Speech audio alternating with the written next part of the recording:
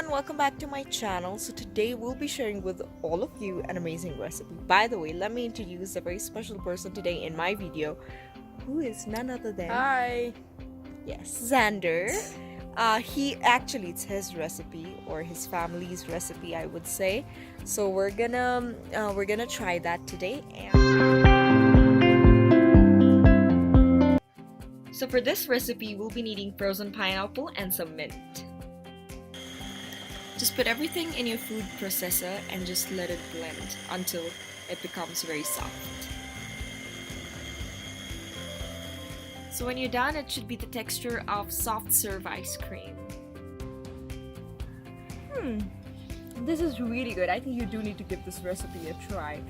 Very simple, good for this hot day. And all you need is some frozen pineapples, some mint from the garden, blend it together in the food processor, and that's it. You can enjoy your dessert or ice cream, you can say.